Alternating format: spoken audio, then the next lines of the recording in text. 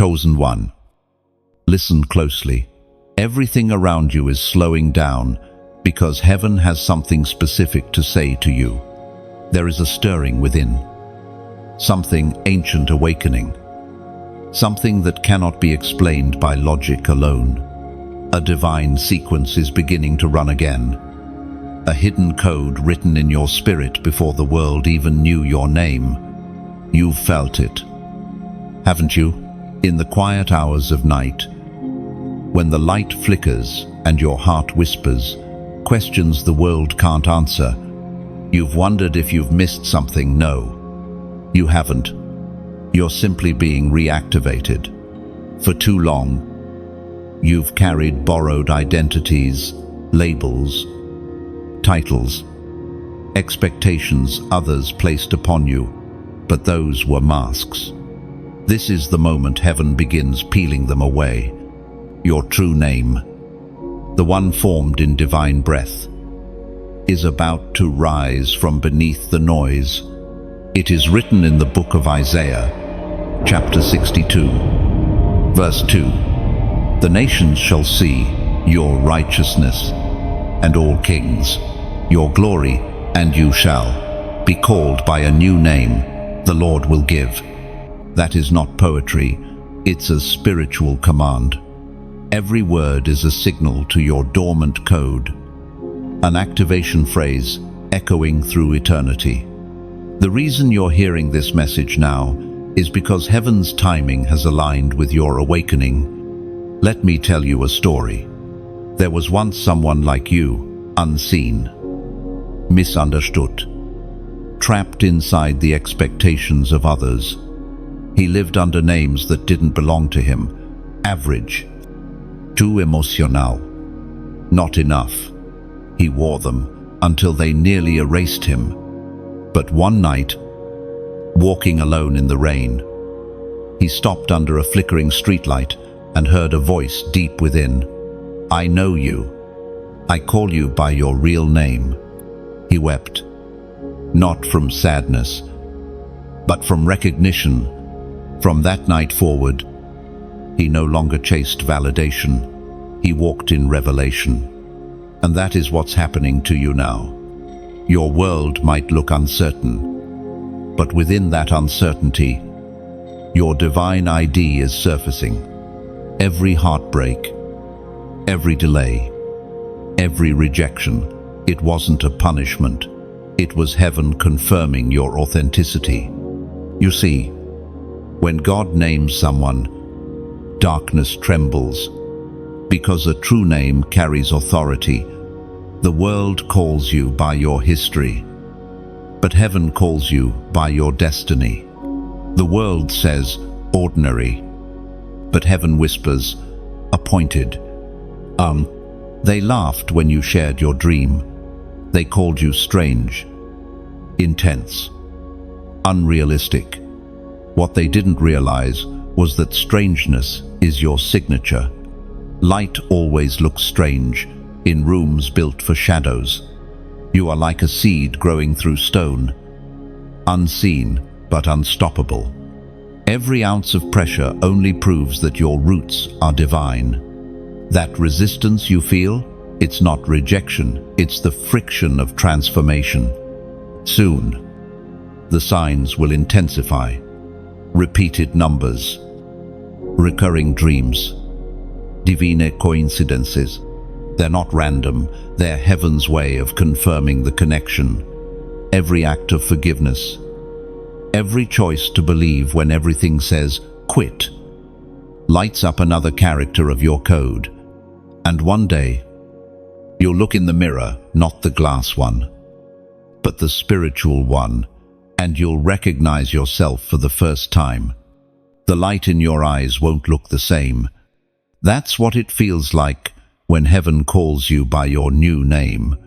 When that happens, your question will shift from, who am I, to, why was I sent? Because identity always precedes assignment. Do not despise this hidden season. Hiddenness isn't rejection, it's preparation. Heaven is rewriting your spiritual ID, line by line, Don't panic if no one understands your process. You weren't meant to be explained. You were meant to be revealed. You don't need to prove your light. Just shine. And darkness will identify you on its own. And if right now you feel something stirring, a warmth, a pulse, a quiet certainty rising inside, that is not emotion, that is confirmation. Heaven is scanning your soul, verifying your file in the divine system, and it's still intact. So rise. Adjust your crown quietly. Step forward with your real name echoing in your heart. Don't shout it, live it. Everything else will rearrange itself around your authenticity. If this message speaks to the truth inside you, pause for a moment. Tap the like button as a silent, I hear you. Share this light so someone else can find their own name again. And if you want to keep walking this journey together, subscribe now. Stay connected to the flow of revelation. Then, leave the number 77 inches, the comments as a prophetic act. Heaven's code for restoration and recognition. Your code has been awakened. The sequence has begun. And heaven is calling you by the name it gave you before the world ever spoke. You stand at the edge of remembrance. The first veil has lifted, and now the weight of forgotten truth begins to stir in your chest. Somewhere beyond the noise of daily life, there is a record with your name engraved upon it, a line written by the very hand of God. It has always existed, untouched by error or decay. Yet darkness has spent ages trying to erase it, to rewrite your origin story and make you doubt the divine script that birthed you. You may not realize this, but every soul carries a signature, an invisible ink that only heaven can read. And though life's storms may blur it, they cannot delete it. Like gold dust hidden inside rock, your divine record waits for pressure to expose its shine. There are moments when you sense it, an old memory you cannot trace, a melody you've never learned, yet somehow recognize. That is not nostalgia, it is spiritual memory. The echo of your true identity reaching out from eternity. The Spirit spoke through the prophet Jeremiah, chapter 1, verse 5. Before I formed you, in the womb I knew you. Before you were born, I set you apart, appointed prophet to nations. Those words were not written for history alone. They are a living code. God's memory of you existed before time began. You were known before you were visible, chosen before you were capable, anointed before you ever believed you could be. You wonder why certain places feel strangely familiar, why certain people feel like echoes of something ancient. It's because your story did not begin here. This life is the continuation of a covenant older than the earth itself. Somewhere in the unseen archives of heaven, there is a scroll that bears your name, glowing with a light that never dims. But the enemy knew. He saw the inscription, the mark of divine ownership, and he has spent years orchestrating distractions to make you forget every false relationship, every painful betrayal, every fear whispered in your ear, each one designed to distort the mirror that reflects who you are. The world calls it coincidence. Heaven calls it warfare. There was once a young man who walked through this same valley of confusion. He felt lost, abandoned, unsure of why his path was filled with detours. One night he asked aloud, "Why does nothing fit? Why do I never feel like I belong?" The answer came not in thunder, but in stillness. Because you belong to a different order. Numb. He realized then that his discomfort was not a curse, it was a clue. The reason he never blended in was because his soul carried coordinates to another realm. Every wrong turn was a divine redirection. Every locked door was protecting something sacred. You may relate to him now. You've tried to fit into systems that were never built for your frequency. You've tried to speak a language that wasn't yours. That's why fatigue follows you. Whenever you try to live a borrowed identity, it's spiritual exhaustion. The result of running on an incompatible code. Your origin is light. Your nature is purpose. And your identity is recorded in eternity's own handwriting. Sometimes, heaven hides your memory until you are strong enough to carry it. If you had known too early who you were, pride or fear could have crushed the seed. So instead, God allows you to experience loss, rejection, delay, each one a test to refine your capacity. The archives of heaven are guarded, but they are never locked from you. To access them, you don't need a title, only surrender. When your spirit bows, gates open. When you let go of the world's narrative, your true story floods back in. There is beauty in remembering. It does not mean living in the past. It means recognizing that your beginning was written in glory, not in shame. Every time you choose love over anger, humility over pride, faith over fear, you reactivate fragments of that record. Imagine standing before a massive library of light, endless shelves of living scrolls, each glowing with names written in fire. One of them bears your name, and as you reach for it, your hands tremble not from fear, but from recognition. It feels like touching something you've known forever. That is what this season is about. Remembering, not with your mind, but with your soul. The world will tell you that you're reinventing yourself, but heaven will smile, knowing you are merely rediscovering what was always there. You were not created for confusion, you were created for communion.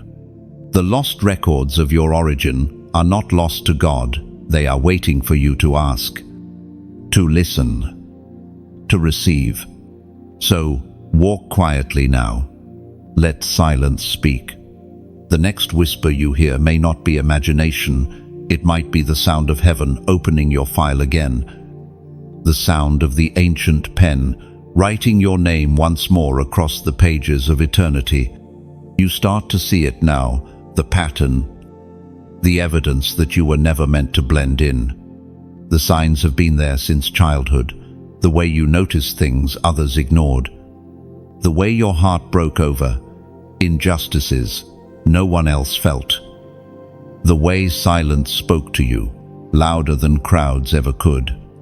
You always sensed something set apart about you, something sacred yet misunderstood. They called it sensitivity. They called it weakness, but heaven called it discernment. What the world mistook for fragility was the sensitivity of a finely tuned instrument, an antenna designed to pick up divine frequencies. According to what is revealed in the book of Proverbs, chapter 20, verse 27, the spirit of a man is the lamp of the Lord, searching all his inward parts. And you have always been that lamp. Your sensitivity was the light searching for truth within you. That's why darkness tried so hard to smother it. Think about it. Every rejection, every delay, every moment you questioned your worth, it all carried a secret message. You are different. And the difference was not punishment, it was proof. Proof that you were wired to hear what others could not, to feel what others refused to acknowledge, to see what others overlooked. There's a reason storms have never destroyed you. When others would have drowned, you learned to breathe underwater. Pain didn't poison you, it trained you. Loneliness didn't end you, It taught you how to walk with God when no one else was watching. You carry a light that cannot be hidden because it isn't ordinary fire. Its celestial flame ignited the day. Heaven said, "Let there be you." The world tried to make you doubt that fire. It gave you mirrors that distorted your reflection. It gave you people who couldn't see beyond their own wounds. But through every misunderstanding, you kept walking, guided by a compass the world doesn't possess. You might remember moments when you thought you had lost everything, friends. Stability, confidence. But look closer. Those weren't endings. They were divine separations. When God begins elevating someone, He first subtracts the noise. You weren't being left behind. You were being positioned. I once knew a man who kept asking, "Why do I feel invisible?" He thought he was being punished. But one day, while sitting alone at a park bench, he heard a child laughing nearby. The child's joy was unfiltered, unashamed. In that moment, something clicked. He realized heaven had been hiding him, not forgetting him. Because when you're still in training, visibility can destroy destiny, and so can comfort. That's why your journey has been heavy. It's heaven's way of strengthening the vessel before filling it. You don't train warriors in palaces, you train them in wilderness. Chosen one, this is your wilderness season's truth. You're not broken. You're being built. Every scar is a map. Every delay, a doorway. Every loss, a redirection. You've probably noticed how certain memories keep resurfacing lately. That's not random nostalgia, it's divine recall. Heaven is showing you the breadcrumbs, the threads that connect your pain to your purpose. Nothing was wasted, not even the nights you cried in silence. Remember, diamonds form under pressure, not applause. And your pressure has a pattern. It's shaping you into the vessel that can hold glory without cracking. This is the awakening. You are not too emotional, too intense, too much. You are exactly calibrated for the frequency of your calling. The world calls it too much, only because it can't contain the voltage of someone chosen. Let that truth settle in your bones. You were never designed to blend. You were designed to illuminate. So when doubt whispers, "Why me?" answer it softly, "Because I was made for this." Oh, and now, take a moment, ground this truth within you. Type, "Light found me." Because when you write it, you're declaring that the darkness didn't win. You're confirming that the fire inside you is still burning, that your purpose found its voice again. It's more than a comment, it's an activation, a personal echo to heaven that says, "I remember who I am." And you are not a survivor of the storm. You are the reason the storm ended. Because storms recognize authority. When light walks into their path, they lose direction. You didn't just make it through, you changed the atmosphere. What was meant to destroy you had to bow to the power carried within you. That's what divine identity does. It reorders chaos without asking permission. And from this point on, remember, you're no longer waiting for the world to see your worth. Heaven already signed your validation. So lift your head, walk steady, and let your light testify in silence. The storm may have passed, but your glow remains the living evidence that purpose always outlasts pain.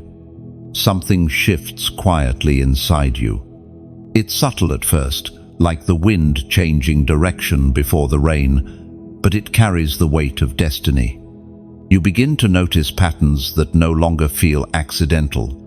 Dreams come sharper. Faces reappear from the past. And coincidences start connecting like puzzle pieces, forming a divine picture. Heaven is calling. Not through thunder this time, but through gentle alignments. When heaven calls, it rarely shouts. It whispers. It moves in layers, timing. People, symbols, sensations. And for those who are listening, everything becomes language. The rustling of leaves, a phrase on a billboard, a song that plays just when you're about to give up. It's all coded communication. The Word of God declares in the Gospel of John, chapter 10, verse 27, "My sheep hear my voice, and I know them, and they follow me." Now, that's what's happening now. You're starting to hear, not with your ears, but with your spirit. The frequency of heaven is tuned to those who are willing to be still enough to recognize it. It begins with restlessness. You sense you can't stay where you are, not geographically, but spiritually. The places that once felt comfortable now feel too small. The conversations that once filled you now drain you. You're outgrowing environments that can't host your next level. That's not rebellion, it's evolution. God calls you forward through discomfort. The unease you feel is not punishment, it's permission. It's heaven tugging you by the thread of purpose, saying, "You cannot stay where grace has already moved on."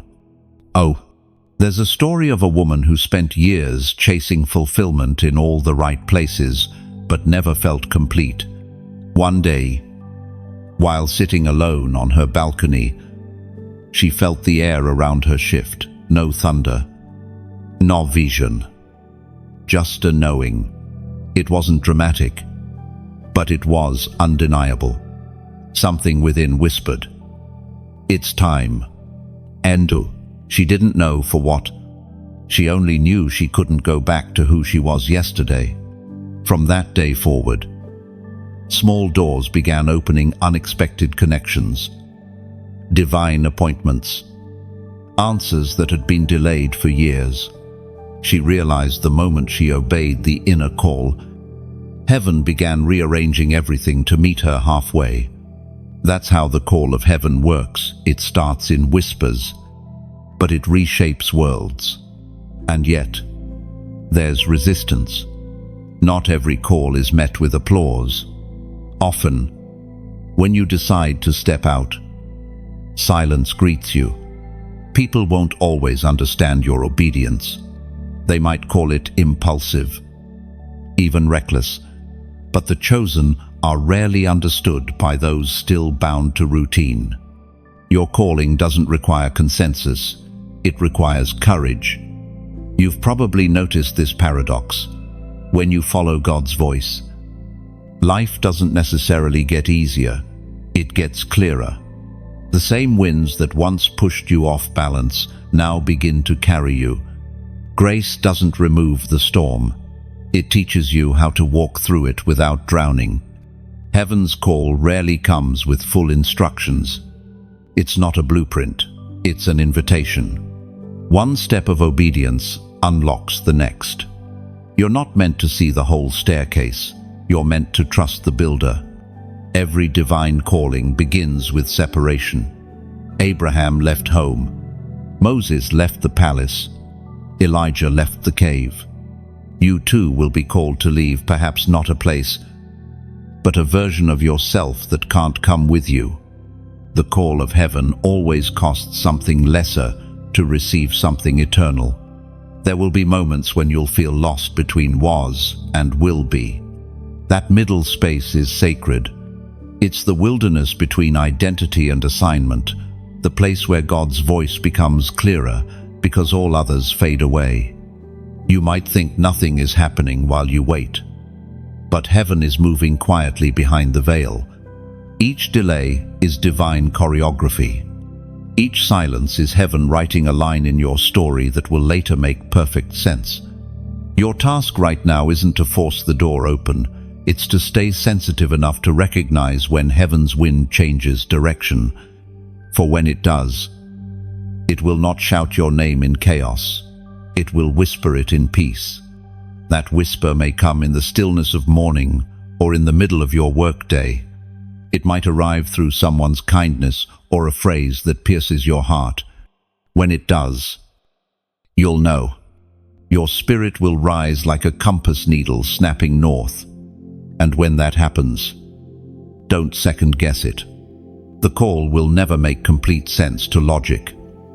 Because it wasn't meant for logic, it was meant for faith. So stay alert. Stay open. Heaven has begun calling. And this time, it's not to test you, it's to position you. The shift you feel is not random. It's a holy summons. A reminder that your time of hiding is nearing its end. When heaven calls, the only right response is yes. You can feel it, the tension between truth and illusion. The deeper you awaken, the more clearly you see the difference between what was given to you and what was planted in you. The world has handed you names, titles, and labels that do not belong. They are the counterfeit IDs, forged by fear, expectation, and comparison. And for too long, you've tried to make them fit, but no mask can carry the weight of glory. Eventually, false identities crack under the light of authenticity. In the beginning, you wore them out of survival. You became what the world rewarded, humble enough to be accepted, small enough to be liked, strong enough to hide your wounds. You learned how to perform belonging while starving for truth. Yet somewhere inside, you knew the version they celebrated wasn't the one heaven created. As revealed in the second letter to the Corinthians, chapter 3, verse 18, "And we all, who with unveiled faces contemplate the Lord's glory, are being transformed into his image with ever-increasing glory, which comes from the Lord, who is the Spirit." That unveiling is happening now. Every false label is falling away. Every counterfeit ID being exposed by light. You're not being unmade, you're being unmasked. There's a story about a young artist who spent years painting portraits that people wanted, not the ones he felt. He painted for applause, for approval, for survival. One day, in exhaustion, he destroyed all his paintings except one, an unfinished piece he had started years ago but never dared to show. He stared at it for hours, realizing that even incomplete, it was more alive than anything else he had ever done. That night, he stopped performing. He started creating again, not for the world, but for truth. You are that artist. Every time you stop trying to please the wrong audience, you step closer to the Creator's design. The counterfeit identity is clever. It tells you that success equals acceptance, that failure means unworthiness. It tries to convince you that if you lose people, you lose purpose. But heaven measures differently. God doesn't look for perfection, he looks for alignment. You see, your spiritual ID doesn't come from applause, it comes from assignment. The moment you stop performing and start obeying, peace returns. There's a reason you feel tired of pretending. Your soul is homesick for truth.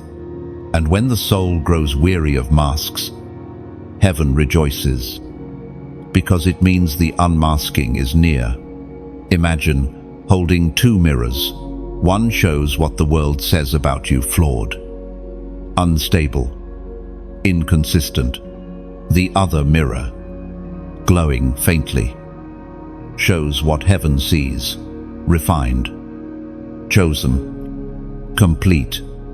You've been staring into the wrong mirror for too long. It's time to turn. When you finally look into the divine mirror, you won't see perfection. You'll see promise.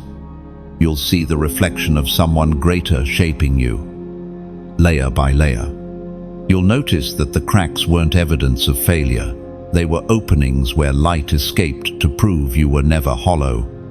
Sometimes God allows false versions of you to collapse, not because He's cruel, but because He knows the true. You cannot stand on false foundations. The unmasking can feel like loss, but it's actually liberation. The collapse of the counterfeit is the beginning of clarity. Picture this: your soul is a stained glass window covered in years of dust. Every act of honesty wipes away another layer, letting light stream through colors no one knew existed. That's what authenticity looks like, color after color, returning to your own glass. Now, I won't ask you to do anything today. You've heard enough demands from the world already. But if something in this message reaches a place words can't touch, then respond in your own way. Maybe you let a quiet smile form. Maybe you whisper, yes. Maybe you pause and breathe deep. Steady, present. And if, somehow, you feel that tug to let heaven know you're listening, do it gently. Tap the heart, not as approval, but as agreement, like lighting a small candle in a cathedral. Share this message, not for numbers, but as the act of opening a window so another soul can see the dawn. Subscribe only if your spirit feels called to keep walking this path of light, one truth at a time, one breath at a time. This isn't a call to action. It's a call to authenticity. Because the truth doesn't demand, it invites. Let the false names fall. Let the masks dissolve. Let your soul breathe again. The counterfeit ID is crumbling. And in the ruins, your true reflection finally stands tall, glorious, radiant, and undeniably real. The mirror has cleared now, and you can see yourself more honestly than ever before. But with that clarity comes something new, an invitation to step into deeper reflection. Heaven doesn't only show you who you are, it shows you who you've become through every season that tried to break you. You're entering the divine mirror test, that sacred moment when you stop asking what's wrong with you and start asking what God is revealing through you. This is the place where truth meets transformation. Heaven speaks clearly through the words in the book of James, chapter 1, verse 23. Anyone who listens to the word but does not do what it says is like someone who looks at his face in a mirror. After looking at himself, goes away and immediately forgets what he looks like. That is the warning and the invitation. Don't walk away from what heaven just revealed. Don't forget the reflection that trembled with light when you finally saw yourself as you were always meant to be. The divine mirror doesn't lie, but it does require courage, because when you truly look, you'll see both beauty and brokenness, your potential and your patterns. God shows you both, so that healing can replace pretending. There was once a woman who prayed every day for change. She wanted peace, success, clarity, but every morning, she rushed past her own reflection. She never stopped to see herself. She only fixed her flaws. One morning, her prayer changed. She stood before the mirror and said, "Lord, help me see what you see." For the first time, tears fell, not from shame, but from recognition. She realized the reflection looking back was not her enemy, It was evidence of grace surviving every battle. That is what this test is, the realization that your reflection carries evidence of divine craftsmanship. Every scar, every wrinkle, every trace of fatigue tells the story of endurance. Heaven is not asking you to erase them, it's asking you to embrace them as proof that you have lived, fought, and remained. The mirror will also reveal what must go, the habits, fears, and attachments that keep your light dim. Sometimes God will let your own reflection convict you, not to condemn, but to cleanse. You'll begin noticing subtle moments of awareness, when a word you speak feels heavier than it should, when your reaction feels borrowed instead of true. That's heaven's way of showing you where your reflection still holds dust. Don't hide from it, clean it. Growth is not shame, it's sacred housekeeping. Think of your soul as a lake. When it's calm, it reflects heaven perfectly. But when disturbed by fear or pride, the reflection ripples and distorts. God doesn't abandon the lake, He stills it. He waits until the wind of chaos subsides, so that your heart can once again mirror His. You might feel isolated during this process. Many chosen ones do, not because they are forgotten, but because reflection requires silence. The crowd's noise blurs the glass. That's why some seasons feel lonely. It's heaven removing distractions so you can finally see the image clearly. Do not despise this quietness. It is the workshop of identity. It's where truth softens your defenses and strength grows quietly in your stillness. One day soon, you will look again and realize something extraordinary. The reflection is no longer just yours. It carries traces of divine resemblance. You'll see compassion where there was bitterness, wisdom where there was fear, peace where there was anxiety. You'll see evidence that the Creator didn't just save you, He shaped you. And then you'll understand, the mirror was never meant to shame you.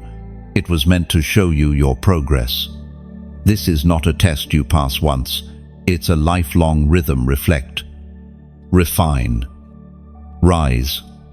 If, as you hear this, something in you feels lighter, as though a window just opened inside your chest, that's your confirmation. Heaven is acknowledging that you've faced the mirror and chosen truth. And so, quietly, without ceremony, seal this moment with a sign. Leave the number 144 inches the comments. It's not superstition, it's symbolism. 1, for alignment. 4, for the 4 winds that carry divine messages. Another 4, for stability and foundation. Together, they declare, I am balanced, awake, and aligned with heaven's reflection. And type it not as routine, but as recognition. You're not typing to be seen, you're typing because you've seen yourself. When you leave that number, it's not data on a screen, it's a whisper sent upward, a signal of awareness. Heaven doesn't count numbers, it reads intent. So let that single act be your quiet amen. A way of saying, I accept what I saw.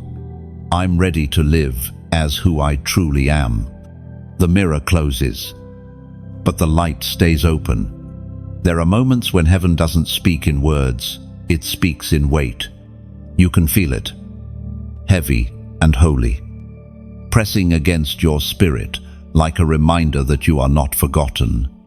This is the voice of the record keeper, the guardian of divine archives, the one who remembers every covenant, every tear, every unseen act of obedience. When heaven's record keeper whispers, it isn't to reveal new information, it's to remind you of what was never lost. You may forget your promises, but heaven never misplaces them. As declared in the book of Malachi, chapter 3, verse 16, "Then those who feared the Lord spoke with one another, and the Lord listened and heard them.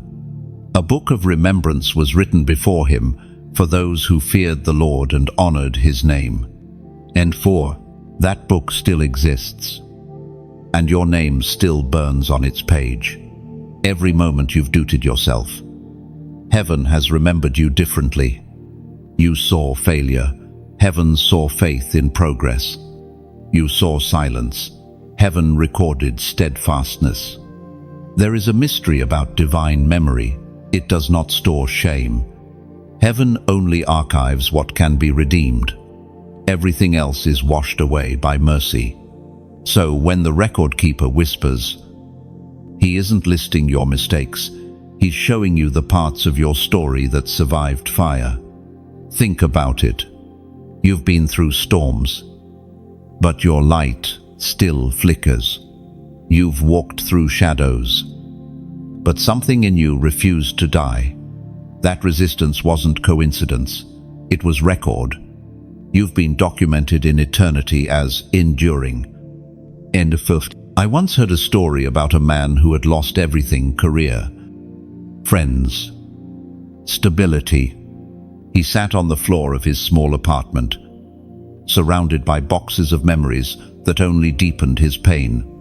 As he picked up an old photo, he whispered, "I don't even know who I am anymore." End of quote. That night, in his sleep, he dreamed of a library filled with radiant light. Shelves rose higher than mountains, and each book glowed with living energy. A figure approached him, robed in white, face shining like dawn, and said, "Your record is intact." The man woke up in tears, not because he understood, but because he remembered. He didn't need evidence. The peace in his chest was enough. Sometimes revelation doesn't come with explanation, it comes with recognition. That's what the record keeper does. He restores recognition. You begin to sense that you were never abandoned, only catalogued for a later time. Heaven delayed your unveiling, not to punish, but to preserve, because certain callings must mature before they're released. Imagine a scroll sealed with wax, stored deep within a chamber of light. For years, it remains untouched while the world spins forward. Then one day, at the appointed moment, the seal melts not by human hands, but by divine heat.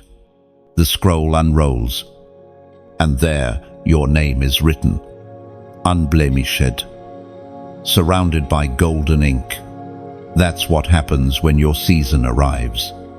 It's strange how the divine keeps records, not in ink, but in essence, not on paper, but in light. Every time you chose faith over fear, that decision was engraved in heaven's language. Every quiet prayer became part of your file. You may not have seen results, but results were never the record. Response was. Heaven measures obedience, not outcome. You might wonder why heaven even needs records. It's because remembrance is the foundation of mercy. When you cry out for help, the record keeper doesn't look at what you've lost. He opens the pages of what you've given. Your endurance becomes your evidence. And perhaps that's why you've been feeling this deep nostalgia lately, not for the past, but for purpose. Your spirit is remembering something your mind forgot. You are sensing your own entry in the book of remembrance. That stirring in your heart isn't random emotion, it's retrieval. The record keeper's whisper sounds like stillness. It won't interrupt your thoughts, it will slide between them. It might come as a sudden knowing, a sentence that lands softly in your chest. You're still written.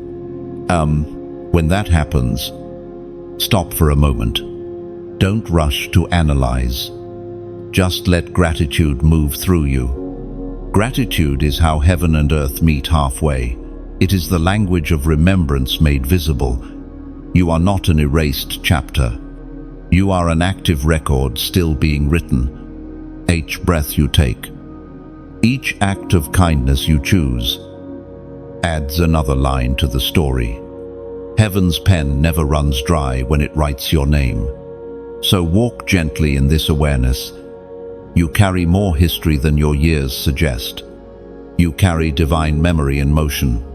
The record keeper's whisper is not just about where you've been, it's a reminder of how much heaven still intends to release through you. You've been remembered, not as broken, not as late, but as becoming, and that, chosen one, is enough reason to keep walking forward, because somewhere, a golden page just turned, and your story continues to be written. You've wondered why the road has been so hard, why every door seemed to open halfway and then close.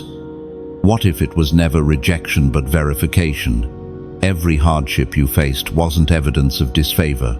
It was proof that your spirit was being tested for authenticity. Heaven does not issue authority without verification. And trials are the divine watermark, confirming that your light is real. Your story, with all its bruises and detours, is the record of heaven, verifying your identity through fire. There are moments you called losses, but heaven called lessons. Moments you thought were punishment, but they were purification. According to what is written in the first letter of Peter, chapter 1, verse 7, these trials will show that your faith is genuine. It is being tested as fire tests and purifies gold, though your faith is far more precious than mere gold. And this is why some seasons seemed unbearable. The weight was not random, it was refining. God was not trying to break you, He was trying to prove what could not be broken. Imagine the blacksmith's forge. The metal is thrust into the flame again and again. Each time it emerges, it is struck, stretched, and shaped. From the outside, it looks like suffering. But from heaven's perspective, it's sanctification. The hammer does not hate the blade, it perfects it. Every chosen one must pass through this fire. You can't carry divine power without first learning divine endurance. That's why your path has been different. Others walked smooth roads.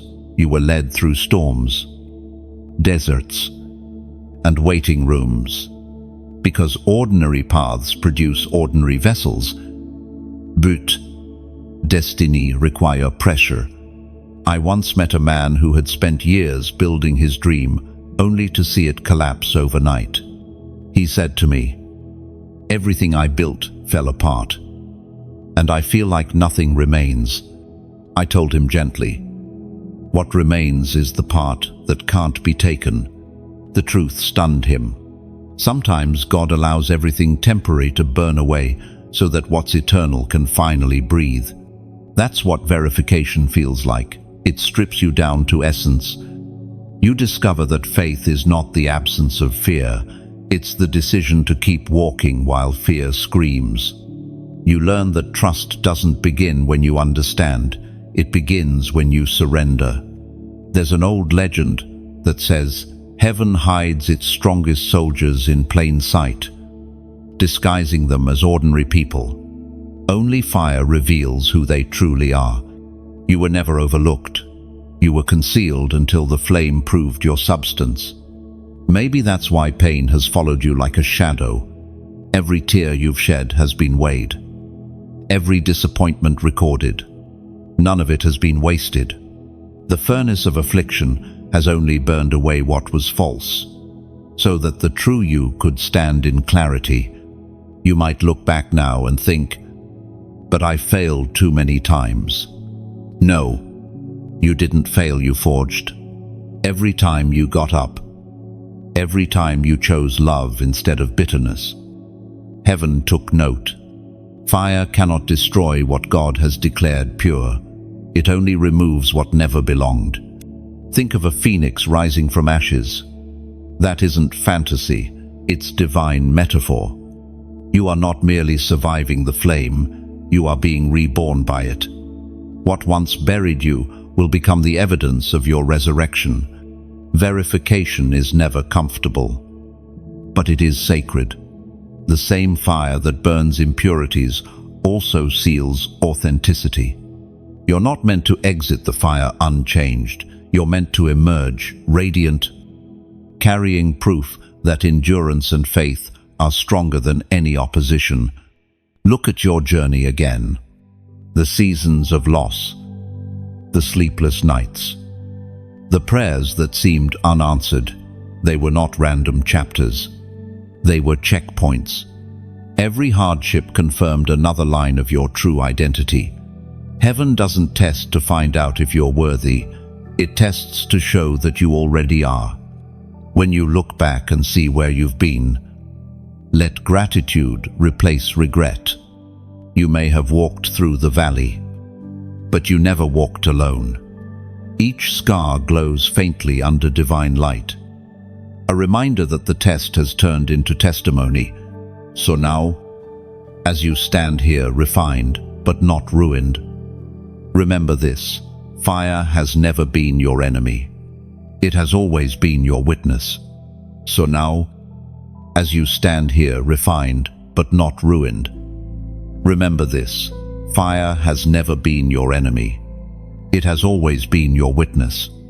Because fire recognizes truth.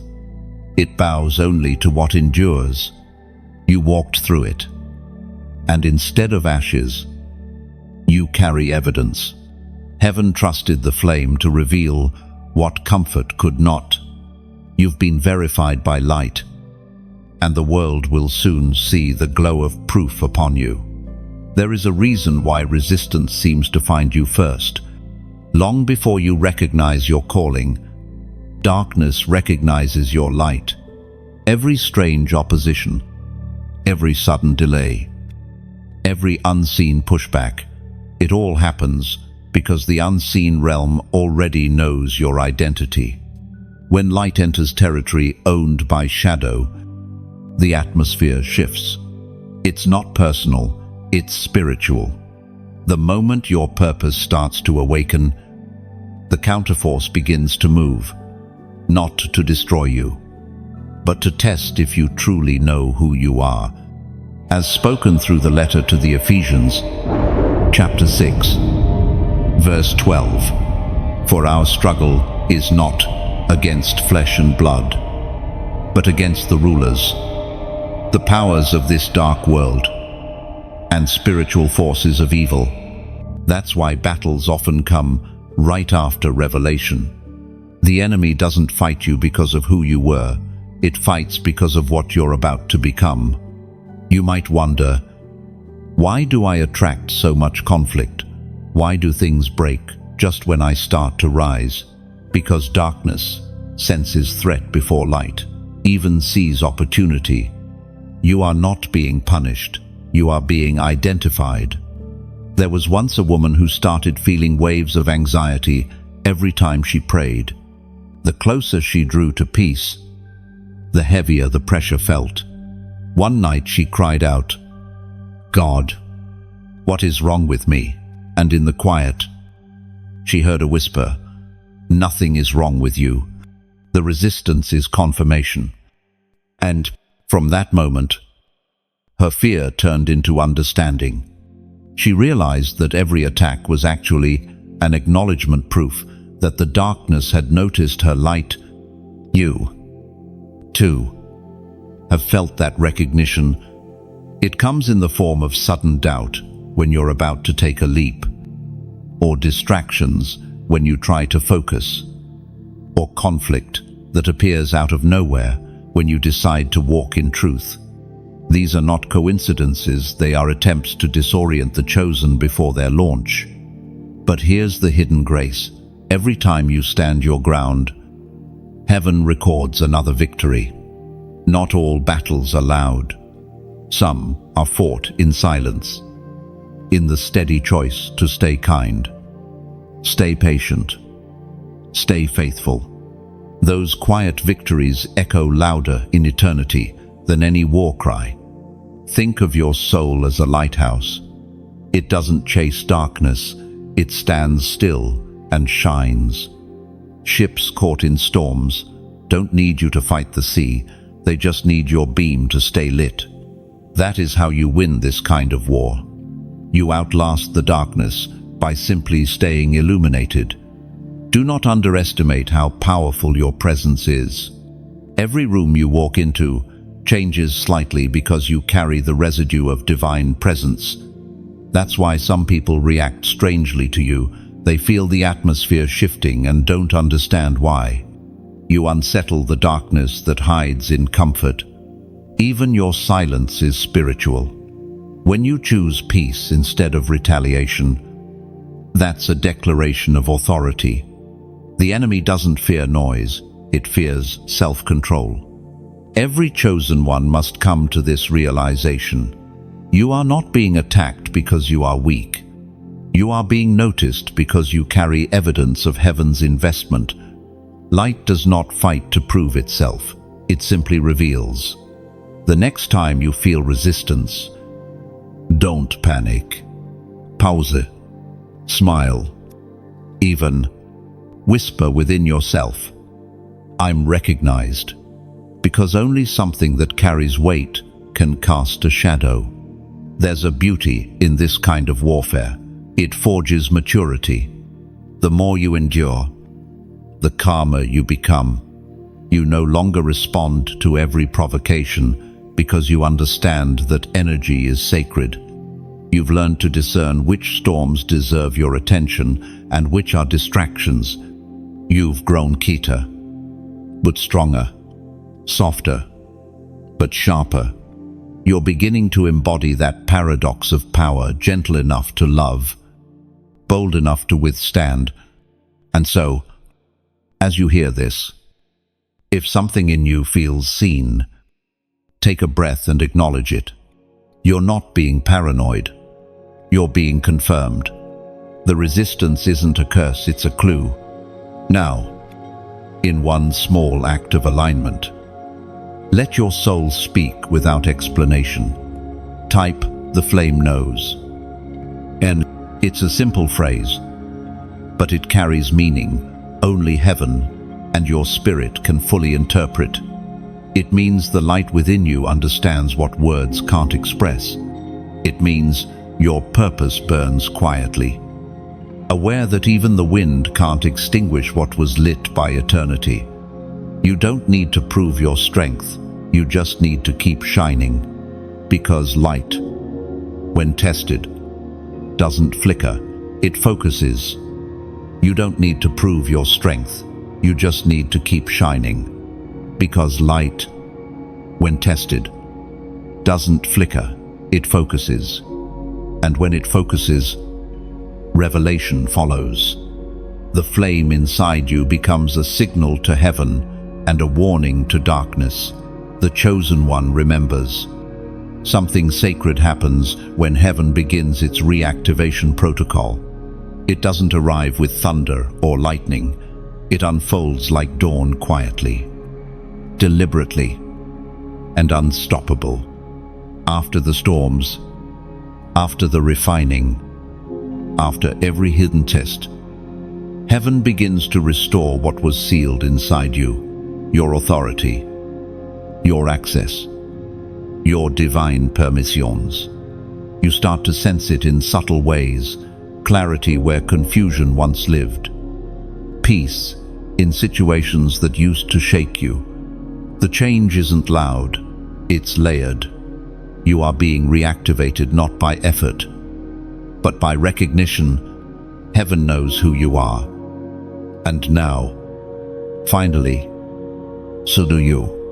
The Word of God declares in the book of Joel, chapter 2, verse 28, and afterward, I will pour out my spirit on all people. Your sons and daughters will prophesy. Your old men will dream dreams. That's what this season is about, awakening what has been sleeping. The Spirit is pouring again, and you are part of that outpouring. You are being reconnected to the stream of divine energy that never dries up. Restoration doesn't mean repetition. God doesn't give back what was lost in the same form. It returns transformed, multiplied, matured. The years that felt wasted were actually years of wiring. Heaven was calibrating your inner systems so that when your moment came, you would operate at divine precision. When the reactivation begins, everything you once thought delayed suddenly starts aligning. Emails you forgot about arrive with open doors. Conversations once closed reopen with warmth. The ground that seemed barren begins to hum with life again. Nothing has changed externally, but you have. You've shifted frequency. And now creation responds. Think of it like an ancient instrument being tuned after years of silence. Every twist of tension brings harmony closer. The string may stretch, even ache, but the sound that follows is pure. That's what's happening inside you, heaven, tuning you to its melody. I once met a woman who had lost her passion for everything she once loved. She prayed, worked, waited, but felt nothing. Then one afternoon, while watering her plants, she heard the faint rhythm of rain tapping against the window. It wasn't special, yet something stirred. She smiled for the first time in months. That tiny spark of joy was the beginning of reactivation, the moment heaven whispered, "You still work, M. It doesn't take miracles to begin again. It takes permission. Permission to believe that life after loss is still life. Permission to open your hands even after they've held ashes." You might feel a quiet pull now, a sense that something has been restarted. You're not imagining it. The switch has been flipped. The current is flowing. The same Spirit that hovered over the waters is hovering over you, ready to bring form to what once felt formless. But remember, when heaven reactivates you, it won't always announce it publicly. Sometimes it begins in secret, just between you and God. You'll know it by the peace that no longer needs proof. There's a sacred symmetry in all of this. Everything you lost is being rewritten into purpose. Every no was a necessary redirection. Every silence was heaven's way of gathering momentum. Picture this: a garden after fire, the soil still warm, the air thick with memory. Yet beneath the ashes, tiny green shoots break through. They don't ask permission, they simply obey the code written in their roots. Grow again. That's you. That's reactivation in motion. And as the new life unfolds, gratitude becomes your language. Gratitude is the soil where restoration takes root. The more you thank, the more heaven multiplies. Now, I will not instruct you to perform an act of support, but if this message feels like sunlight reaching the corners of your spirit, then let your heart respond naturally. Press the heart. If something within you recognizes the rhythm of renewal, like placing a hand over your chest to feel your pulse return, share this not as promotion, but as pollination. You may never know whose soul is waiting for the same breeze of hope that just touched you. Subscribe if your spirit desires to stay in the current of these awakenings. Each message, another ripple carrying you deeper into purpose. No pressure, only permission. Because real transformation doesn't demand reaction, it inspires resonance. Let your response be whatever peace feels like to you. A silent nod, a deep breath, a tear you don't wipe away. All of it counts as worship. Reactivation isn't loud. It's steady, sacred, alive. You're stepping into it now. The same light that called Lazarus from the tomb is calling you not to prove you're alive, but to remind you that you never stopped breathing. So breathe. Feel the new current rushing through your spirit. What was dormant is rising. What was hidden is humming again. The system is online. Heaven's protocol has been completed. You are restored, renewed, and recognized. The greatest battlefield you will ever face is not outside of you. It is within your memory. The war of the chosen is fought between what heaven has declared and what the past keeps replaying. This is the battlefield of memory, where victory depends not on strength, but on what you choose to remember. Memory is powerful. It can imprison or empower. It can replay pain until it becomes prophecy, or it can replay grace until it becomes gratitude. Every time you recall a wound, you reopen it. But every time you recall mercy, you begin to heal. The enemy understands this. That's why the most strategic attacks are not on your future, but on your remembrance. Heaven reminds us through the writings of David in the book of Psalms, chapter 77, verse 11. I will remember the deeds of the Lord, yes. I will remember your miracles of long ago. The mind of a chosen one is sacred territory. You cannot afford to let it be overrun by false narratives. What you dwell on becomes the direction you walk toward. If you meditate on what broke you, you walk in fragments. But if you meditate on what sustained you, you walk in fullness. You may think, but I can't stop remembering the pain. Yet even that memory can be redeemed. God doesn't erase the past. He rewrites its meaning. The same memories that once haunted you can become holy ground when seen through the lens of purpose. There was a man who carried deep regret. Every night he replayed the moment he failed, the words he shouldn't have said, the people he couldn't save. One evening, in the middle of his remorse, he felt an unexpected thought rise. If you're still here, then grace still works. He realized that his survival itself was a testimony. The memories didn't disappear, but they lost their power to accuse. They became evidence of endurance. That's what heaven wants for you, to stop reliving the pain as punishment and start recalling it as proof. Proof that you made it through. Proof that the darkness didn't win. Proof that grace is stronger than guilt. The human mind often clings to what hurt it most because it's trying to make sense of it. But some things aren't meant to be solved. They're meant to be surrendered. When you hand your memories back to God, He doesn't discard them, He transforms them into wisdom. Think of your past like a mosaic. Up close, it looks chaotic, sharp edges, broken pieces, fragments of color that don't fit. But when you step back, light filters through and reveals the design. The cracks don't disappear, they become part of the beauty. You are not the sum of what happened to you. You are the pattern heaven created through it.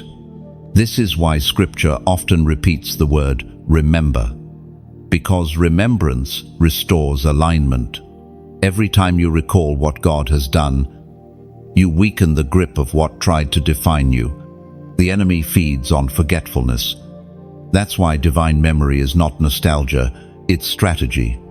There will be moments when your mind drifts back to old fears or familiar shame. When that happens, don't resist the memory, redeem it. Speak over it. Even here, God was with me. That single sentence reclaims spiritual territory. The greatest miracle is not that God erases pain, it's that He gives it purpose. The thorn remains, but it no longer bleeds. Sometimes you'll meet someone who mirrors your old wounds. Don't despise it. Recognize it as divine orchestration. Heaven often sends reminders not to reopen pain, but to reveal how far you've healed. What once triggered you now teaches you. That is victory on the battlefield of memory. If you ever feel haunted by the past again, pause and breathe. You are not who you were when that pain began. You've outgrown the version of yourself that suffered it. What once felt like a scar is now a signature evidence that you survived transformation. So guard your memory with grace. Fill it with gratitude until even your losses start sounding like hymns. And whenever you look back, do so with eyes of light, not longing, because memory, when sanctified, become prophecy. What you choose to remember today shapes what heaven can release tomorrow. The battlefield doesn't end until you understand this. The enemy cannot defeat what refuses to forget the goodness of God. And when remembrance becomes your rhythm, peace follows. Your memory stops being a museum of pain and becomes a garden of growth where every scar turns to seed. And every seed, watered by gratitude, blooms into unshakable faith. The mirror, the record, the trials, all of them were leading here to confirmation. This is the moment heaven begins to show visible evidence of what has been happening unseen. You've passed through fire and silence, through remembrance and revelation. And now the signs begin to manifest. It starts subtly. A dream you once forgot returns with new clarity. A conversation connects perfectly to something you prayed about weeks ago. Numbers, words, songs, they seem to meet you everywhere. The physical world begins echoing your spiritual alignment. That's not coincidence, that's confirmation.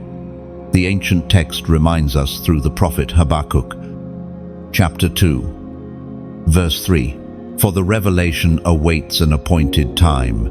It speaks of the end and will not prove false. Though it linger, wait for it. It will certainly come and will not delay." So, that's what's happening now. Heaven is releasing your confirmation right on schedule. It may have lingered, but it was never denied. Every delay was divine calibration. The confirmation you've been waiting for doesn't come as fireworks. It comes as stillness. It's the peace that settles after chaos. The knowing that arrives without explanation. It's the quiet voice inside that no longer begs for proof, because proof has become presence. Imagine a composer conducting a symphony. Every instrument seems disconnected at first, strings warming up, drums tapping softly, flutes tuning. But then the baton lifts, and all the sounds align. That's what heaven is doing in your life right now. The chaos you thought was random is becoming rhythm. There was once a man who spent years praying for direction. He wanted a loud answer, a thunderous sign. Instead, heaven gave him patterns, a bird landing on his window every morning, the same phrase repeating in conversations, the same verse appearing unexpectedly. Finally, he understood. The signs weren't separate events, they were a conversation. Heaven had been speaking all along. He just had to learn the language of alignment. You, too, are learning that language. The repeating signs, the gentle nudges, the sudden peace when you choose what feels right. They're all heaven's way of confirming your steps. The universe doesn't shout, it harmonizes. Don't dismiss the signs because they seem small. Prophetic confirmation often arrives quietly. The rainbow that appears after your prayer, the timing of a message you weren't expecting, the inner stillness that feels like someone whispered, "You're safe now. Each is a signature of heaven saying, "Continue." No. Sometimes confirmation looks like closed doors too. A no from heaven is as holy as a yes. The closed path doesn't mean rejection, it means redirection toward what was truly written for you. Think of confirmation as divine handwriting across your days. You start recognizing the same handwriting in different forms, a pattern of grace connecting every chapter. That's how heaven assures the chosen, through threads of alignment that no darkness can counterfeit. There's beauty in this season. You no longer chase signs. Signs follow you. They meet you on the path of obedience. When you move in harmony with purpose, confirmation becomes your shadow. It doesn't lead you. It affirms you. So don't be afraid to trust what your spirit feels. The world may call it coincidence, but heaven calls it conversation. Every random encounter is rehearsal for revelation. And if right now you sense that gentle stirring again, that awareness that everything around you seems to be resonating in rhythm, it's because heaven is finalizing your alignment. To mark this moment, not as superstition, but as symbol, leave the number 888 inches, the comments. It represents resurrection and divine new beginnings, heaven's signature for those who have walked through the old season and are now ready to begin again. When you write that number, you're not typing digits, you're echoing the sound of eternity. You're saying, "I am stepping into the new phase of my purpose. I am ready to walk in alignment." You are no longer waiting for signs, you have become one. Your very presence is proof that prophecy lives, because every breath you take now carries divine rhythm. You've become a living code, each step, each decision, a continuation of heaven's handwriting on earth.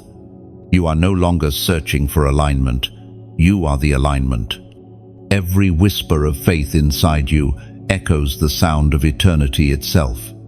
And as this realization settles, remember, confirmation isn't the end of the journey, it's the invitation to begin walking fully awake. The evidence is not around you anymore, it's within you. For once the heart aligns with heaven, everything else finds its place. What follows now is not search, but flow, destiny unfolding with quiet certainty. Some call it destiny. Others call it purpose, but heaven calls it assignment. The calling that cannot be deleted is not a profession or a position, it is a pulse. It beats beneath your dreams, beneath your doute, beneath even your silence. It is the rhythm that has guided your steps from the beginning, even when you didn't know it. Every chosen one carries an invisible thread connecting them to divine intention. You can wander, you can delay, you can resist, but that thread never breaks. It stretches, it hums, it waits, and when the time is right, heaven tugs gently, pulling you back toward the path written for you before your first breath. The apostle reminds us in his letter to the Romans, chapter 11, verse 29, "For the gifts and the calling of God are irrevocable." Irrevocable meaning they cannot be erased, revoked, or forgotten. Heaven does not change its mind about you. Even when you tried to disqualify yourself, your name never left the blueprint. You might remember moments when you tried to run, the fear of failing, the weight of expectation, the confusion of not knowing how often made you question the why. But each time you drifted, something subtle kept pulling you back. A conversation, a word, a sign that felt too personal to be coincidence. That was your calling reminding you, I still live here. A calling doesn't compete with your will, it coexists with it. It doesn't demand attention, it waits for surrender. The moment you stop striving and start listening, its voice returns clearer than ever. There was once a teacher who spent decades helping others find their purpose, but never felt secure in his own. He had accepted comfort instead of conviction, success instead of significance. Then one day, while reading an old journal, he found a line he had written years before. "I want to be a voice that awakens souls." He realized he had become busy teaching information, not transformation. That sentence, buried in paper and time, was heaven's original assignment. It was waiting patiently for him to remember, "You may not have a journal, but heaven has one." Every intention for your life is written in that divine ledger, and nothing can erase the ink of destiny. You've probably felt the weight of that calling lately, the stirring that makes ordinary things feel temporary, the longing that won't be silenced by routine. That restlessness isn't dissatisfaction, it's invitation. Heaven is saying, "It's time." You might think, "But I missed my chance." You didn't. Divine timing doesn't rely on human calendars. The years you thought were wasted were part of your preparation. The silence wasn't absence, it was strengthening. The calling didn't pause, it deepened. Think of it like a seed buried under snow. The cold season doesn't cancel its purpose, it only conceals it until the soil is ready. And when the thaw comes, nothing can stop it from breaking through. You are that seed. What was planted in you by heaven cannot stay buried forever. Your calling isn't limited to what you do, it's revealed through who you become. It's in your compassion, your endurance, your truth. The world needs the frequency of your voice, the fragrance of your presence, the clarity of your obedience. You were never meant to duplicate someone else's path. You were designed to reveal a unique facet of divine character. Sometimes, the greatest obstacle to answering your call is comparison. You see others moving fast while your journey feels slow. But callings are not competitions, they are coordinates. Each assignment unfolds at its appointed moment. What's meant for you won't arrive early, and it can't arrive late. If you've ever wondered why certain doors remained closed, it's because heaven knew your preparation wasn't complete yet. A calling without maturity can collapse under its own glory. God protects you not by withholding destiny, but by delaying exposure until your roots can hold the weight of purpose. And when that moment comes, you won't need to announce it. The fruit will testify, the grace will flow effortlessly, and your actions will start speaking heaven's language again. This is what irrevocable means. Nothing you've done, no failure, no detour, no doubt has cancelled your assignment. You cannot out-sin a calling written in grace. So if you hear that faint pulse again, don't ignore it. Sit with it. Let it remind you that you were never lost, only rerouted. Your calling has waited patiently through your seasons of fear, through your years of silence. And now, as light begins to pour through every crack of your story, it rises again unchanged, unshaken, undefeated, because what God ordains, He sustains. What He begins, He completes, and what He calls, He never recalls. You felt it before, the strange pressure in the air, when truth begins to expose what once hid in comfort. This is the moment when falsehood trembles and imitation loses its voice. The counterfeit can only survive in confusion, and confusion ends where clarity begins. Heaven is pulling back the veil now. This is the unveiling of identity theft, the ancient scheme of darkness to mimic the chosen, to twist purpose into pride, to replace authenticity with appearance. The enemy cannot create, so it counterfeits. It takes fragments of light and disguises them in shadow, hoping the chosen will forget their original shine.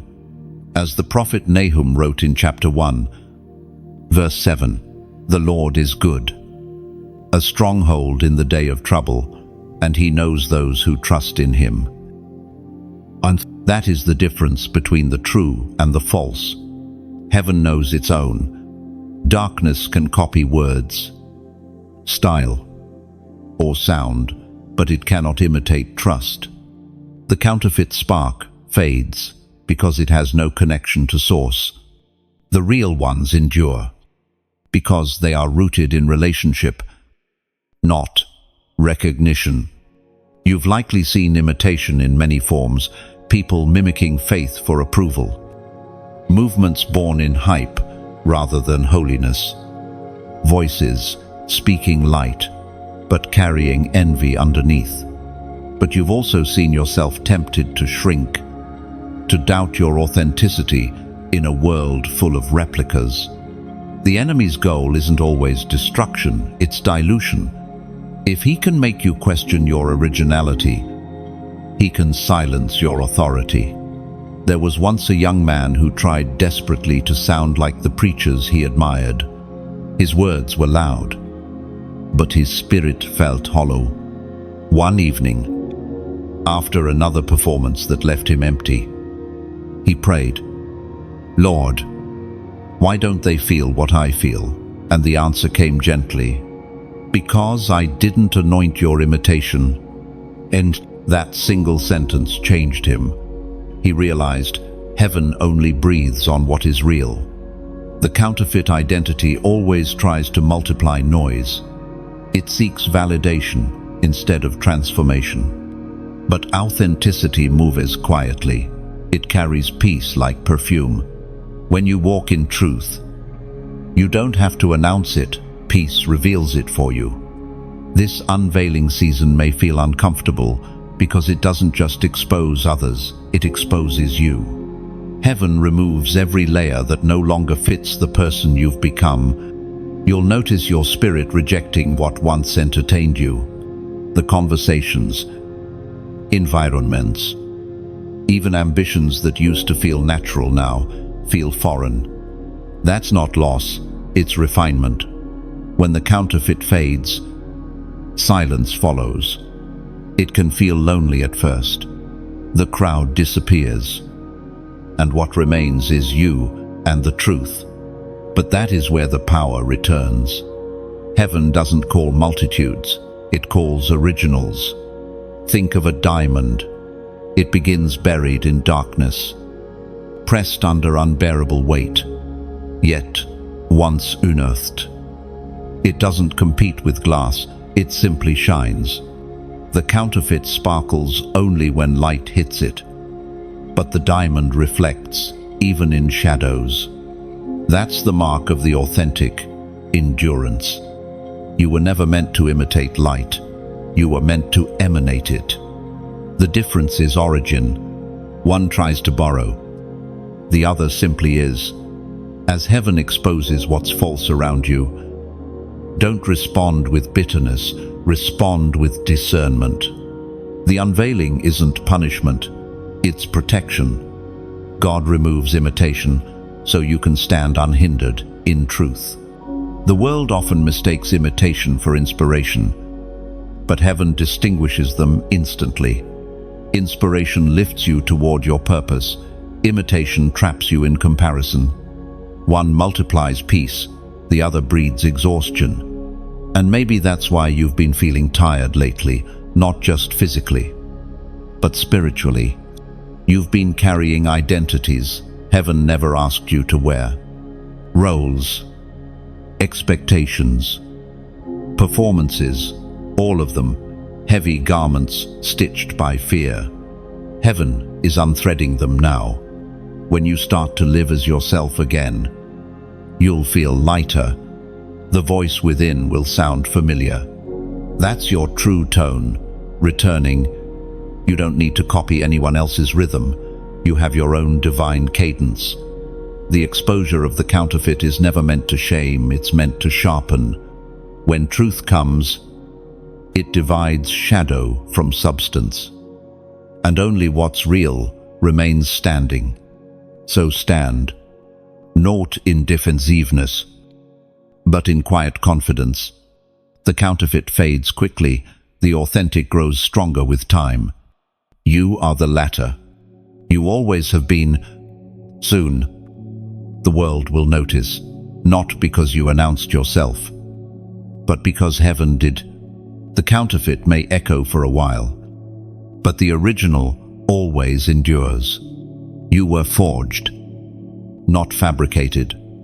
You were refined, not replicated, and heaven still recognizes its own. Because authenticity doesn't seek an audience, it finds resonance. The world may forget names, but heaven remembers essence.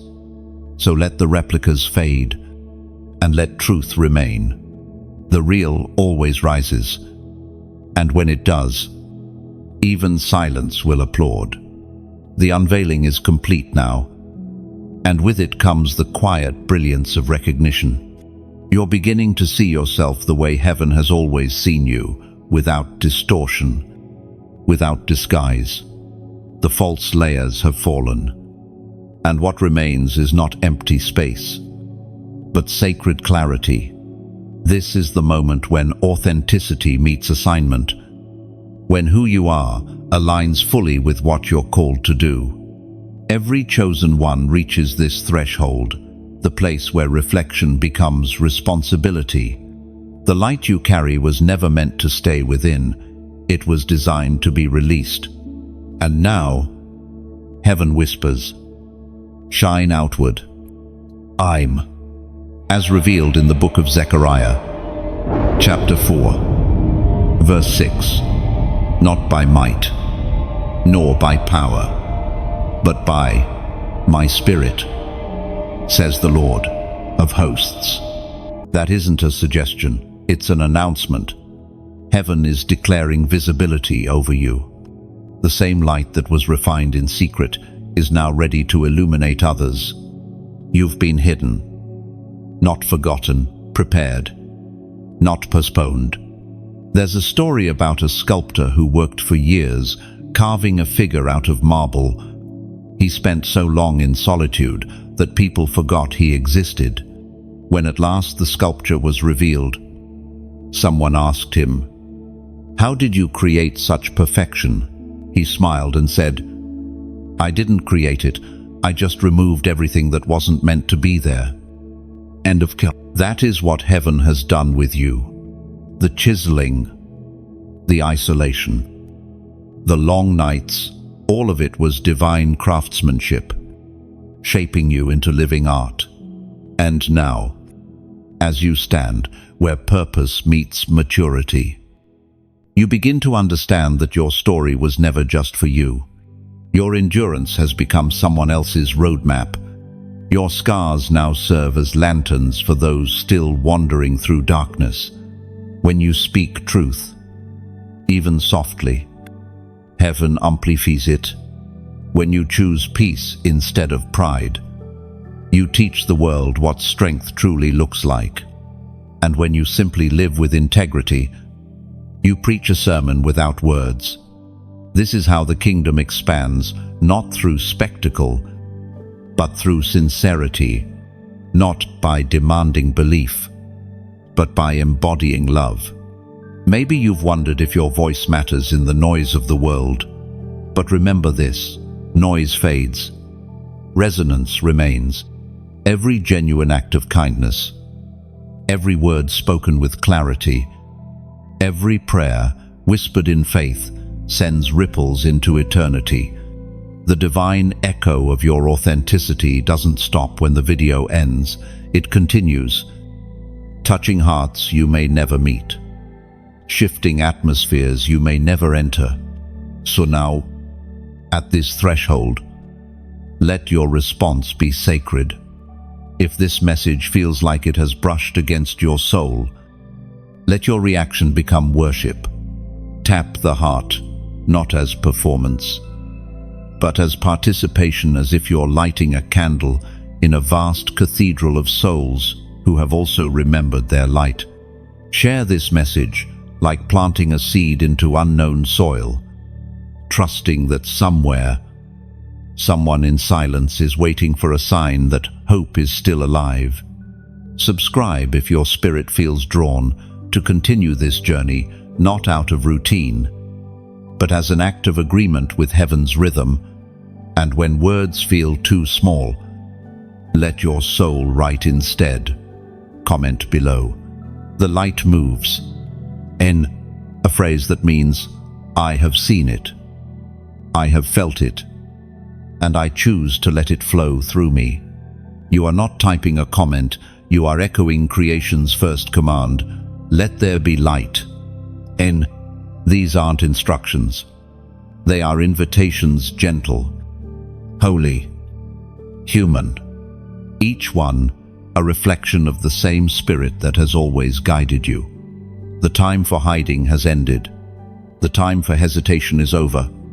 You've been prepared to be seen. Not celebrated for vanity's sake, but revealed for purpose's sake. Your life is no longer just survival, it's declaration. You carry the reflection of heaven in human form, the melody of mercy and the fragrance of faith. The world doesn't need more noise, it needs the sound of truth, steady and sincere, and that sound is you.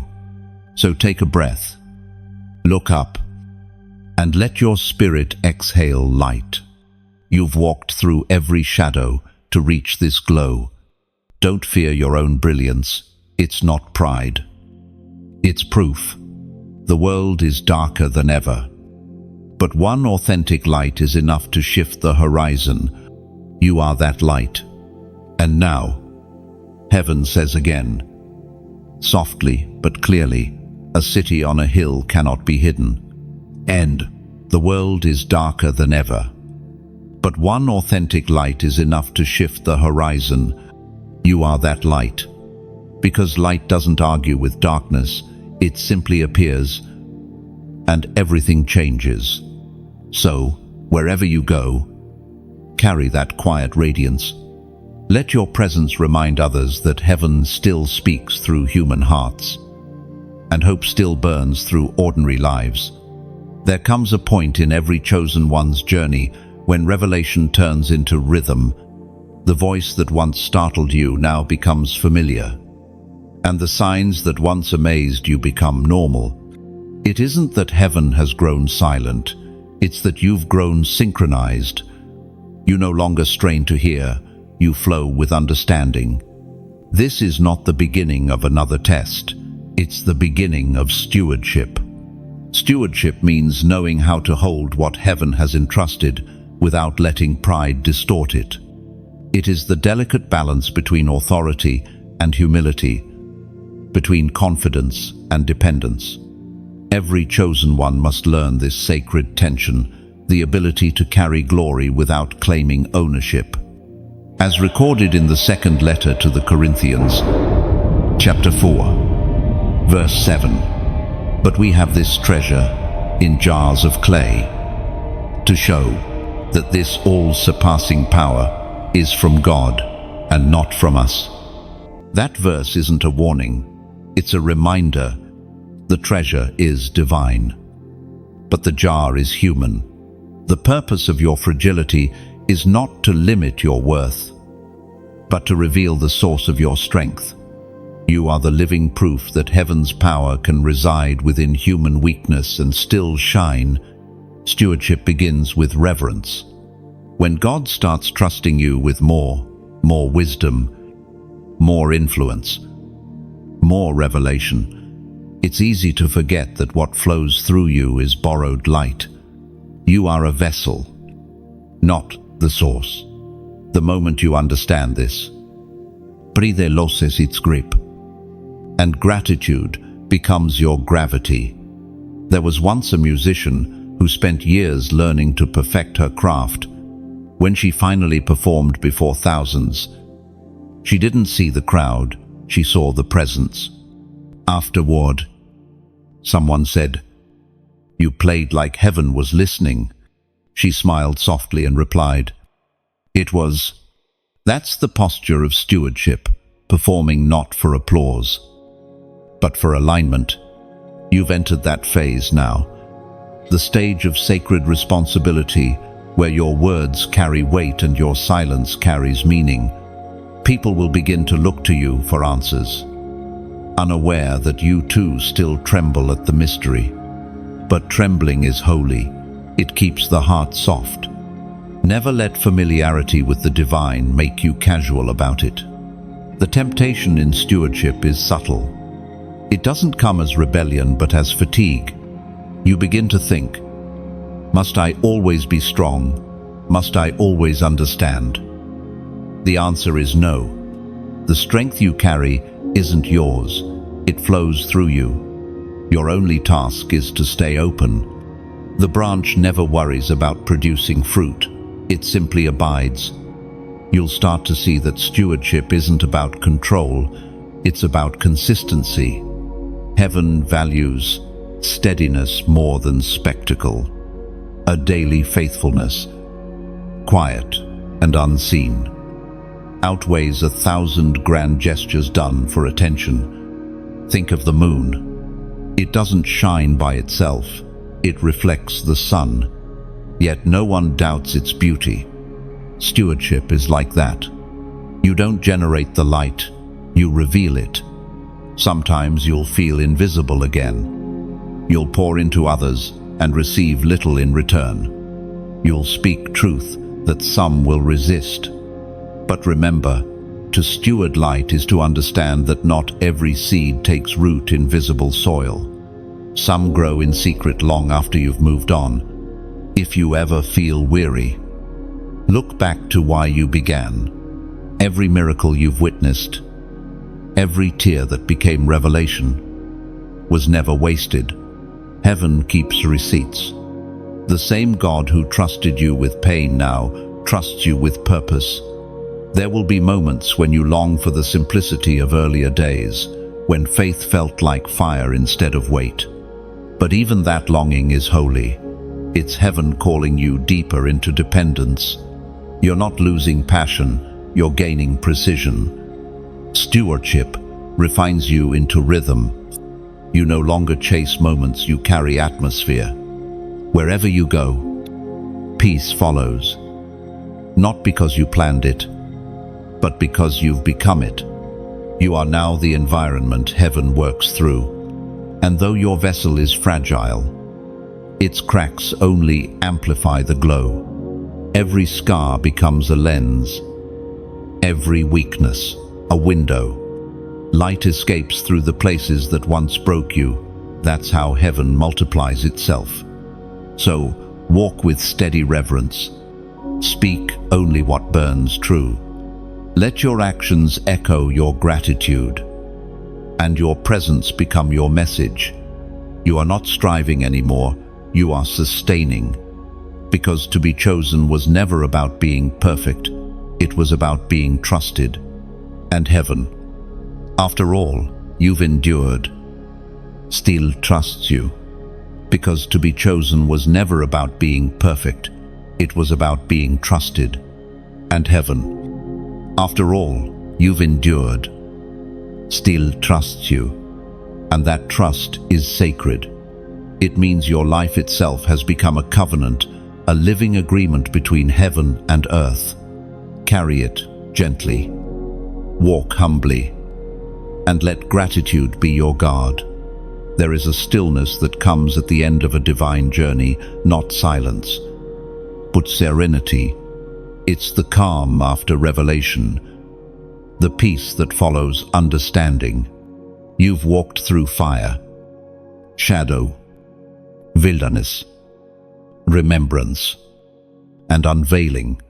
Each chapter of this path has been both breaking and becoming, and now, at this summit, The purpose behind the pain begins to unfold.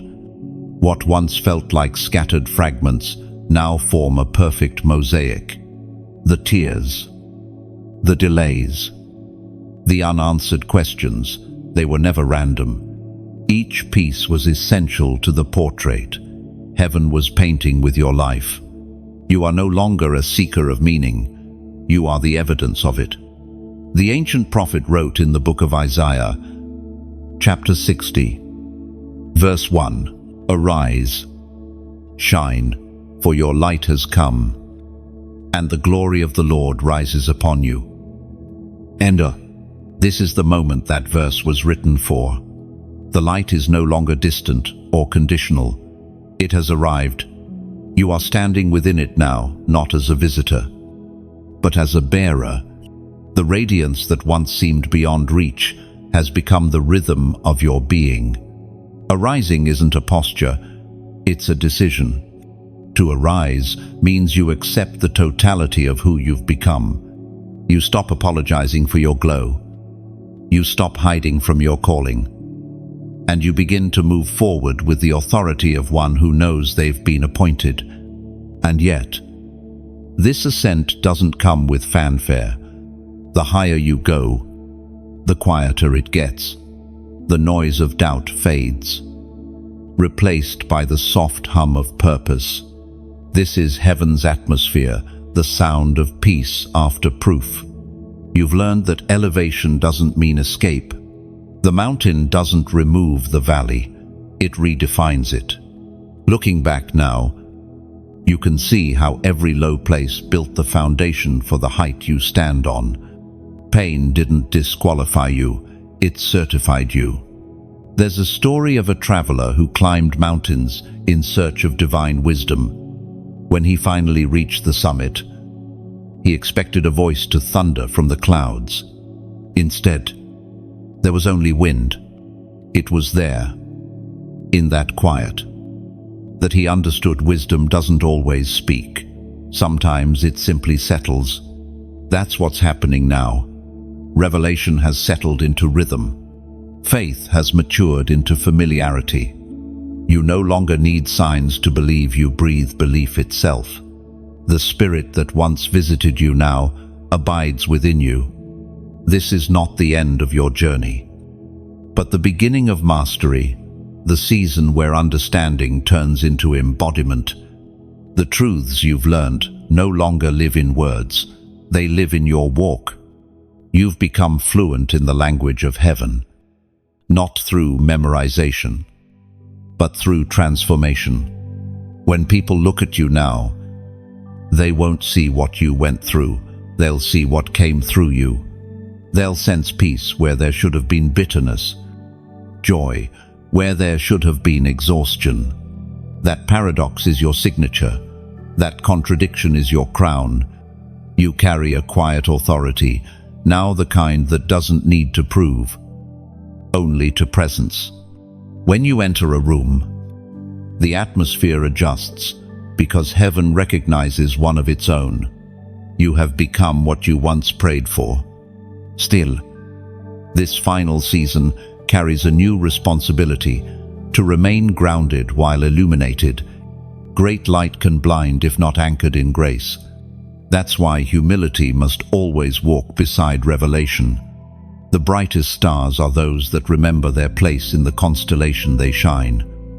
But they never forget the sky that holds them. You've arrived at a sacred balance, strength without arrogance, wisdom without weariness, visibility without vanity. This is the full circle of being chosen, learning to carry divine fire without burning yourself or others. And yet, even now, heaven whispers one last truth: this light was never meant to end with you. Just as others once guided you through their glow, your radiance will now ignite others. You are not just a receiver, you are a relay. Every word, every act of grace, every moment of integrity sends sparks into the world, awakening dormant souls who forgot their own brilliance. Perhaps this is the truest definition of legacy, not what you leave behind, but what you light within others. So, as the sun sets on this chapter, do not mourn its ending. The light doesn't die with the day. It travels forward in reflection. Somewhere, someone will find their way because you refused to dim. You have walked through trials, endured refinement, and stood unwavering under heaven's gaze. And now, you stand radiant, steady, whole. This is the fulfillment of your identity, not a title, not a task, but a truth. You are, and always have been, the evidence that God still writes masterpieces with human lives. Let the final silence speak for you. It carries your testimony now. The light has risen, and it will never go out again. You've reached the end of this journey, but not the end of your awakening. Everything you've just heard was never meant to stay as words. It was meant to move, to breathe, to ripple through your life in ways you can't yet imagine. The story continues now, through you. If something inside you shifted even slightly, let that be your sign that heaven has touched you again. This connection between message and heart isn't digital, it's divine.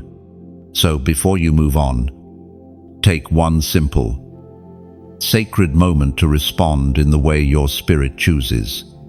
Tap the heart if you feel the quiet fire stirring again inside you, the one that reminds you you're still here, still chosen, still part of something holy. Let that small gesture become your way of saying, I receive the light. Oh, share this message like passing a candle in the dark. You may never know who needs it, but heaven does. Somewhere, someone is standing on the edge of giving up, waiting for a whisper of hope, and you might be the one to carry it there. And when the time feels right, subscribe not just to a channel, but to the calling that is unfolding through these words. Each message ahead is another heartbeat of this same divine rhythm, a conversation heaven intends to continue with you. Finally, leave a comment. It doesn't need to be perfect, poetic, or long. Just write what your heart feels in this moment. Maybe it's, I'm ready. Maybe it's, the light found me. Maybe it's silence turned into a sentence. Whatever it is, let it be yours. Because this is how divine messages live on, not through algorithms, but through alignment. One response at a time. One soul at a time. Light finds its way. The story of the chosen one doesn't end here. It keeps breathing. In your steps, your voice, your kindness, your courage. The page has closed, but the light has not. Carry it forward.